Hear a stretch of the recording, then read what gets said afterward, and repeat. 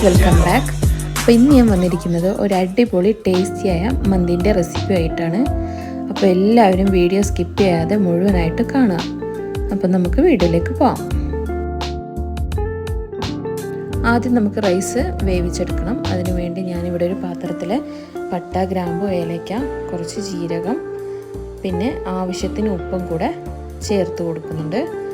പിന്നെ നമുക്ക് അരി ഒട്ടാതിരിക്കാൻ വേണ്ടി കുറച്ച് സൺഫ്ലവറും കൂടി നമ്മൾ ഇതിലേക്ക് ആഡ് ചെയ്ത് കൊടുക്കുന്നുണ്ട്. ഒരു 20 മിനിറ്റ് മുന്നേ നമ്മൾ അരി നന്നായിട്ട് കഴുകി വെള്ളത്തിൽ പുതിർത്തി വെച്ചിരുന്നു.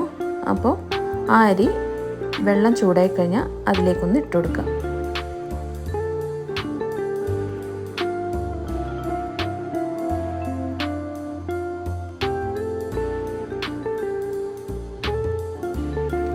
ഒരു മീഡിയം സൈസ് ചിക്കൻ പീസുകളാണ് ഞാനിവിടെ എടുത്തിട്ടുള്ളത്.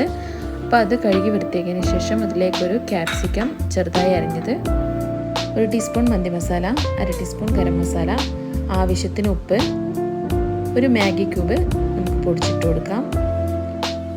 പിന്നെ കുറച്ച് ഫുഡ് കളറും കൂടെ ചേർത്ത് കൊടുക്കാം. അതിലേക്കിനി സൺഫ്ലവർ ഓയിലും കൂടെ ചേർത്ത് നന്നായിട്ടൊന്ന് മിക്സ് ചെയ്തെടുക്കാം.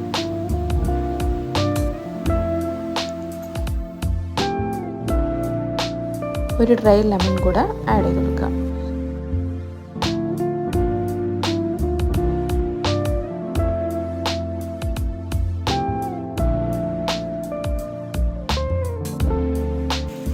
ചിക്കനിലേക്ക് നമുക്കൊരു 5 പച്ചമുളക് കൂടെ ഇട്ട് കൊടുക്കാം.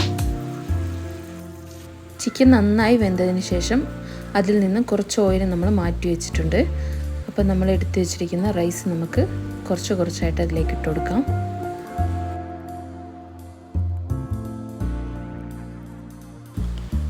പിന്നെ നേരത്തെ മാറ്റി വെച്ച ഓയിലും കൂടെ നമുക്കിതിൽ ചേർത്ത് കൊടുക്കാം.